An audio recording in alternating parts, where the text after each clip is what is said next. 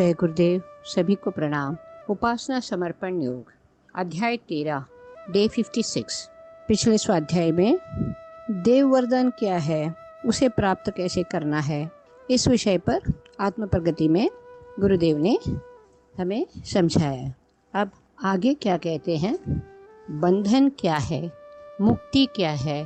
बंधन अर्थात अज्ञानजन्य व्यामोह, अपने को शरीर और मन समझना, इंद्रियों की रसानुभूति में रम जाना, वस्तुओं के संग्रह में अहंता और अहंता की तृप्ति देखना, सेवा के लिए मिले परिवार को अपनी संपदा मानना, अंधी भेड़ों का अनुगमन करना, स्वतंत्र चिंतन छोड़ बैठना, इसी मनस्थिति का नाम बंधन है। यद्यपि ये सब रचित है, पर इतने निविड़ और इतने कठिन है कि इनके रहते जीवन लक्ष्य की दिशा में आत्मकल्याण के पथ पर एक कदम चलना संभव नहीं होता। अब बंधन को हमें पहले समझना है। सबसे पहले हम ये समझ लेते हैं, हम आत्मा नहीं, शरीर और मन है, और इस शरीर की जो इंद्रियां हैं, इसको खुश रखना, यही उसी में रम जाना हम अपने कर्तव्य मानते हैं। वस्तुओं का संग्रह किस लिए किया जाता है? To help the needy. हमारे पास जो है, जिनके पास वो नहीं है और उन्हें जीने में सहायता मिलेगा, उनके साथ बांटने के लिए, और हम उसे अपने लिए स्वार्थ के लिए लगा लेते हैं। परिवार में सेवा भाव को उभारने के लिए भगवान ने सृष्टि किया, लेकिन हम परिवार को ही अपना संपदा मान बैठते हैं, तो ये हमारी भूल है। तो इसमें हम कैसे व्यवहार करते हैं? अंधी भेड़ के समान। भेड़ वैसे ही कहते हैं, दिखते हैं तो भी उनकी चाल एक जैसी होती है। पूरी भीड़ एक की तरफ, सामने खाई है, पहला गिरा तो दूसरा भी गिरेगा, तीसरा भी गिरेगा, चौथा भी गिरेगा। ये भेड़ की हालत है। ऐसे ही भेड़ों के समान हम अगर मनुष्य भी रहते हैं, तो तभी हम पतन की तरफ अग्रसर होते हैं। तो इसमें जब बंध जाते हैं, इस बंधन में आत्मकल्याण के पथ पर आगे बढ़ने के लिए असंभव हो जाता है। आगे गुरुदेव कहते हैं, पदार्थ सृष्टि के आदि में थे और अनंत काल तक यहीं रहेगा।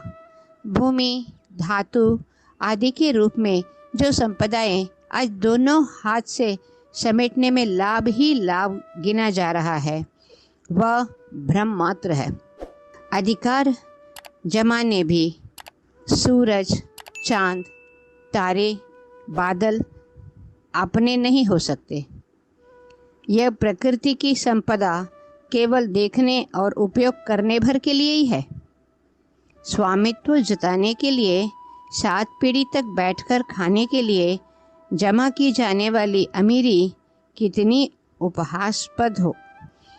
समुद्र की लहरों को बांधना बचपने के अतिरिक्त और क्या है? प्रकृति की संपदा पर अपनेपन का अधिकार जमाना, संग्रह करना, सदुपयोग की बात भूल जाना, यह तृष्णा ही है जो बंधन बनकर हमें बाल क्रीड़ा में उलझाए रहती है और लक्ष्य की दिशा में बढ़ने में अवरोध बनकर खड़ी होती है। भूमि संग्रह। भूमि, पृथ्वी तो हमें रहने के लिए, अपने आत्मोन्नति को अग्रसर करने के लिए हमने जन्म लिए हैं अपने कर्मों के अनुसार, और उस कर्म से आगे कैसे बढ़ना है, इसके लिए हमें रहने की जगह चाहिए। तो भगवान ने भूमि का, पृथ्वी का सृष्टि किया, फिर मनुष्य का सृष्टि किया ताकि वो कहीं रह सके। लेकिन हम क्या कहते हैं? ज़मीन के ऊपर ज़मीन खरीदते हैं, घर के ऊपर घर बनाते रहते हैं।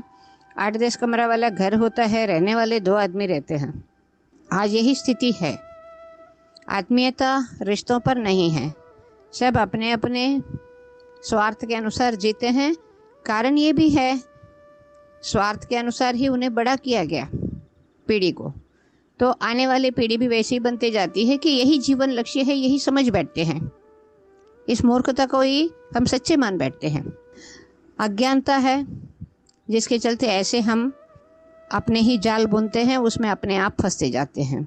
तो यहाँ ये देखना है कि ये पृथ्वी तो प्राकृतिक संपदा है, किसी के लिए छोड़ते तो नहीं, क्या हम उसे लेके भी तो नहीं जा पाते हैं, यहीं पे छूट जाता है। और अनन्य संपदा अपने साथ पीढ़ी बैठ के खाने के लिए करते हैं, तो जो आने वाले पीढ़ी कर्म क्या करेंगे?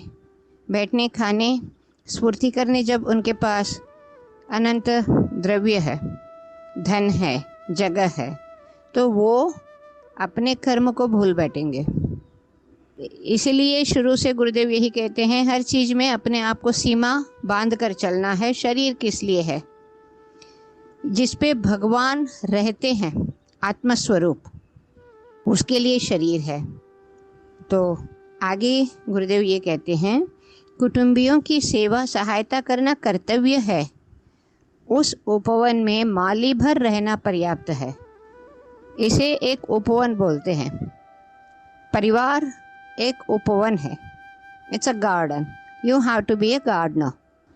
यहाँ पर हम माली बनकर बच्चों को बड़ा करने में, भरण पोषण करने में, बड़ों की बात मानते हुए उनके अनुयायी बनने में, ये मात्र हमारा कर्तव्य है। वे ही हमारे हैं, हम उनके हैं। इस संकीर्णता में बंधा हुआ जीवन उन थोड़े लोगों तक ही सीमित हो जाता है। उनके लिए भी सुसंस्कार और सद्गुणों की संपदा नहीं जुटती, केवल सुविधा और विलासिता के साधन सौंपे जाते हैं। इससे उन बेचारों की आदतें बिगड़ जाती है और पीछे दुख पाते हैं। इस संसार में अज्ञानियों का बाहुल्य है, रास्ते पर चलने वाले कम और भटकने वाले ज़्यादा है। भटकने वालों की परामर्श को, सुझाव को मानकर अंधी भेड़ों का अनुकरण करने में आँख वाले भेड़ को भी खड्डा में ही गिरना पड़ता है। लोग क्या कहते हैं, लोग क्या चाहते हैं, जो उस फेर में पड़ेंगे उन्हें उन्हीं की तरफ उल्टे रास्ते पर चलना पड़ेगा और उन्हीं का जैसा हे जीवन जीना पड़ेगा। दुनिया वालों का नेतृत्व स्वीकार करके हम बंधन में ही बंधेंगे और दिनों दिन अधिक कसते चल जाएंगे। बंधनों की जंजीरें यही है। यदि विवेक और साहस का छैनी हथौड़ा लेकर पिल पड़े, यह जंजीरें फौलाद की नहीं, रंगे की सिद्ध होगी और एक ही चोट पर कट कर गिर पड़ेगी। बंधन काटना, पहले उसे समझना बहुत ज़रूरी है। यहाँ कितने सुंदर तरीके से ये 2-3 पंक्तियों में गुरुदेव ने बंधन क्या है, जिसे कोई भी ना नहीं कह सकते हैं। हम हर एक इंसान जो इस स्वाध्याय पर चलते हैं, इस यात्रा को कर रहे हैं, और जो ना भी कर रहे हैं, सुनेंगे तो 100% हाँ बोलेंगे, यस इट्स आवर फॉल्ट, गलती हमारी थी। मगर गलती को सिर्फ मान लेना मात्र ही पर्याप्त नहीं, you have to reverse it back. उस गलती को मान कर सही रास्ते पे चलना, अपने को खुद को अवगत कर लेना कि मेरा मार्ग क्या है, मुझे यहाँ चलना है। तभी जाकर के जो प्राप्त है वो पर्याप्त है, वो अनुभूति हमें सही मायने में आती है। तब हम जाकर के आगे अपने आत्मानुभूति में अग्रसर हो सकते हैं।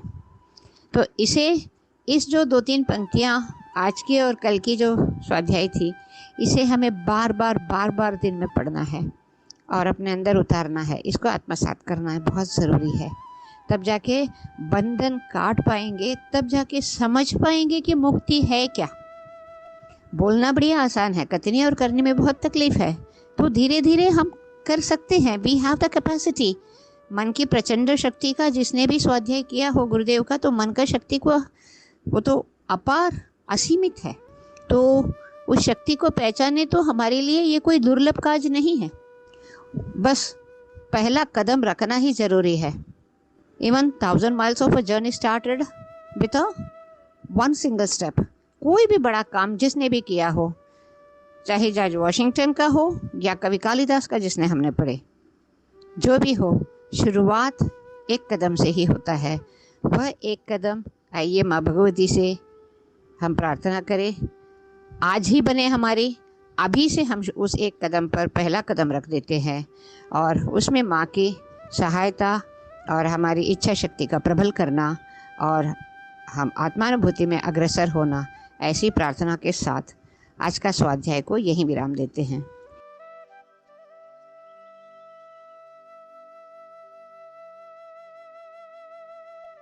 हमारे YouTube चैनल को सब्सक्राइब करें और बेल आइकन को दबाकर ऑल पर क्लिक करें ताकि नोटिफिकेशंस आपको मिलती रहें।